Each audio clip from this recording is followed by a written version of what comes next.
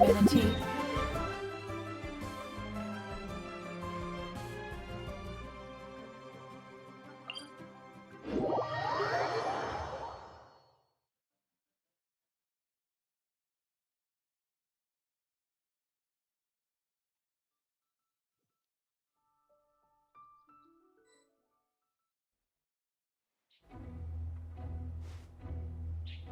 Yeah! Skyward!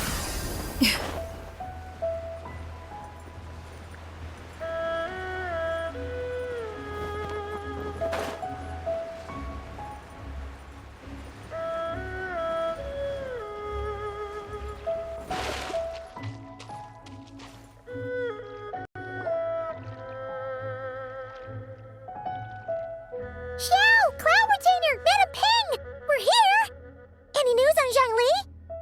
Wait, are we missing 2 Adepti?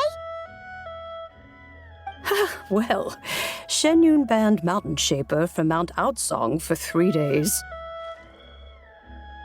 Oh, then what about Mooncarver? The scheme to plant mint in one's abode was one those 2 fools devised together? And when it comes to punishment, one does not discriminate. His banishment ends in 3 days as well. Wow, that's pretty harsh, Cloud Retainer. Let's get down to business. We have news of Rex Lapis. Huh? Isn't that... Yes, Rex Lapis's geopillar. It descended from on high this morning. He must have sent it for a reason, but it does not respond to our touch. So, what does it mean? Is he in trouble? Not necessarily. It could be a message only a specific person is meant to receive. Traveler, you alone spoke to Rex Lapis before he left. Oh, so he must be for the Traveler. Give it a try.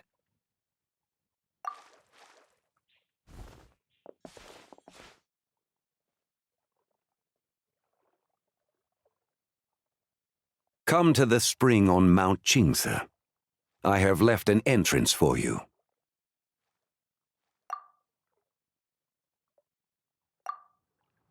Well, Just as one surmised, it seems that Rex Lapis will not countenance our involvement in this matter. That would not surprise me in the slightest. He's always had a soft spot for the Traveler, after all. But be that as it may, we have served Rex Lapis for millennia now. In other words, I'm sure this has nothing to do with favoritism. He's probably just trying to protect us. that's right. So you mustn't let your guard down, even if Rex Lapis is by your side. All right, let's get going. We'll try not to keep you all waiting.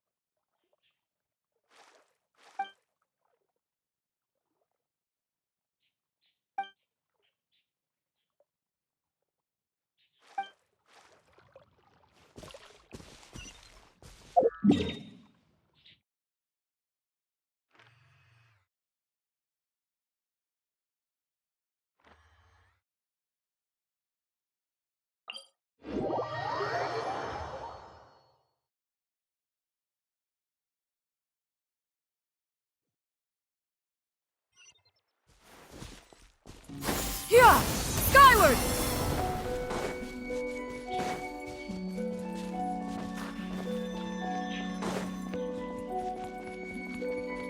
Yeah! Scatter!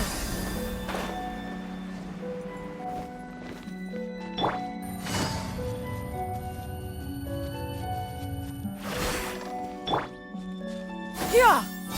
Scatter!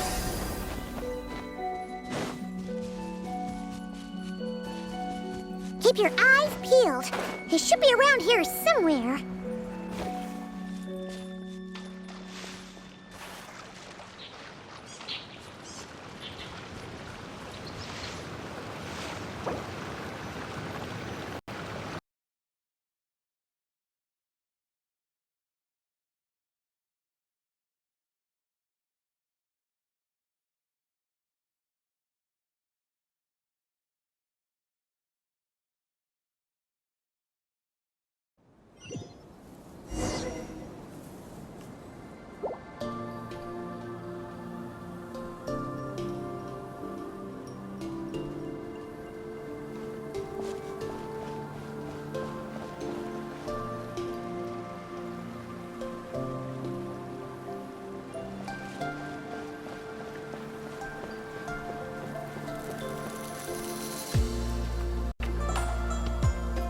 could have imagined that the once mighty Geo Archon might end up so, sitting on a humble stool in the woods, quietly weaving moon lanterns? You really do look like an old man now.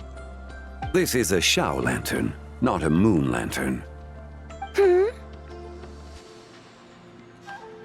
In ages past, when the gods waged war and the world was in turmoil, these lanterns were lit to guide fallen warriors back to their homes. Had you tarried in the mortal realm for but a little while longer, you might have become quite accustomed to them. Even so, it bears such a striking resemblance to the moon lanterns they used to offer up to the heavens. Could this truly be mere coincidence? Perhaps in some sense it is, yet in another, it isn't.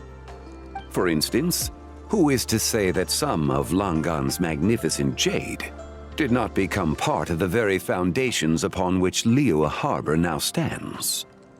It is conceivable that this ritual was transmitted in such a manner too. Now, let's not let ourselves get carried away. For all its splendor, do not forget that, in the end, even Langan could not escape its heaven-sent fate. Alas, it is just a pity that the little creatures of this world may never again lift their eyes to the moon, even should misfortune befall them. But you, Geolord, now that you rule this realm, why take the trouble, not to mention the risk, to visit one who bears such profound guilt as I? Are you not afraid that you might be sullied by the curse of time that was laid upon me? There is no risk to speak of. At least, not in comparison to that which you took when you defied the heavens all that time ago. As I have stated, time and again, it was not I who defied the heavens.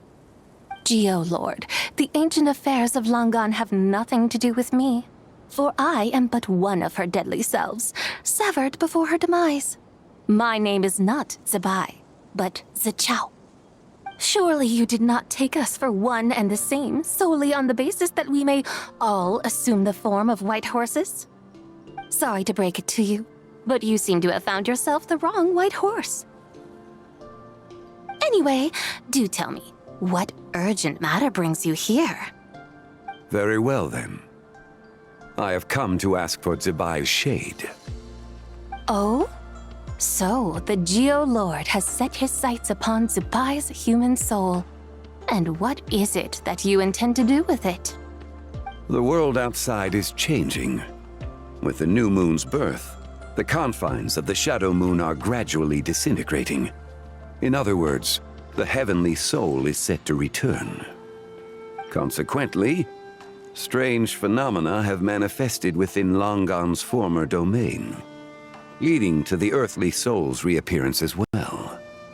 The last of the trio, the human soul, is in your possession. Most intriguing. My intention is to gather all three together, so that an old friend may finally make her return. I must admit, it seems that some remarkable affairs are coming to pass in the outside world. Yet there is one thing you seem to have overlooked, Lord of Geo. Back in the day, it was you that freed me from that painting. And afterwards, I took up arms in your name. Together we first subdued Chenyu Vale, then brought peace to Mount Qingse. It was for this cause that the contract between us was made. But now that the debt has been repaid, what cause have you to expect my aid? Zebai and I have long been friends. Given not only that you were manifested from a corrupt desire within her divine form, but that you also possess a fragment of her soul, how can you purport to be the wrong white horse?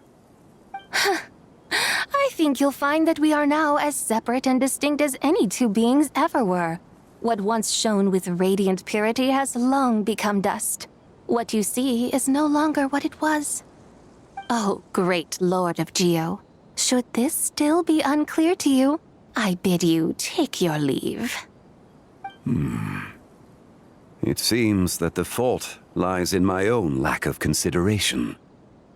As you wish. I shall let this matter rest. wait! One moment, if you will. Should this not be your opportunity to propose a new contract? The part where you make me an offer I simply couldn't refuse? Even those puny mortals know how to haggle when striking their bargains. Should you, the famed god of contracts, not likewise strive for success through negotiation? Come now, enough with the posturing. It's time to name your price. Very well. I had, in truth, prepared a new contract for your consideration. I knew you would not come before me unprepared. Yet, you should know that I want for nothing, for I live in the mountains, carefree and untroubled. Occasionally, I even find sport in teasing the mortals who stumble into my presence. Then why persist in telling them those ancient stories? I speak of what transpired before the sky collapsed and the earth sank into itself.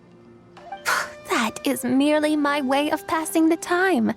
And what of it? Would any believe, much less remember, the ramblings of a mountain hermit? Those tales have long since spread throughout the mortal realm. Who? Should my words prove insufficient, I invite you to see the world for yourself. To this end, I have found you a pair of trusty guides. The lantern rite is presently underway in Liyue, and should prove quite intriguing for you. So this, then, is the contract you have prepared for me? Indeed it is. Think of it as a contract for a one-day festive excursion. Surely you do not hope to offer this in exchange for Tsubai's shade. The foundation of my very existence for a little excursion seems a little steep, wouldn't you say? Why not see for yourself? You can always decide afterwards. The final determination, of course, shall rest with you. Is that so? Then perhaps this deal might not be entirely off the table after all.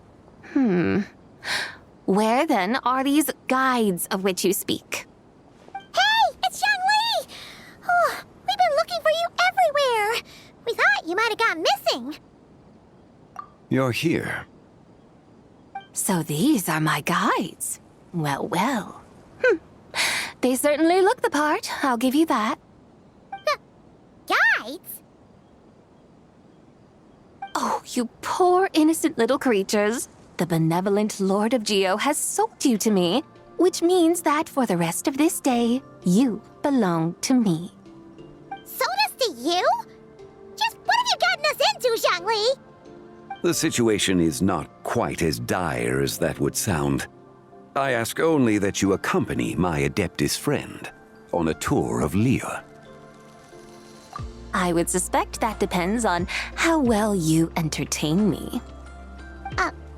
Entertain you? Let us start with this Liyue harbor of which I have heard so much. Nowhere is quite so fascinating as a place teeming with little mortals. How come this Adeptus sounds so different from what Paimon imagined? Okay, we'll take care of it. Get ready to find out why they call Paimon the best travel guide in all of Tibet.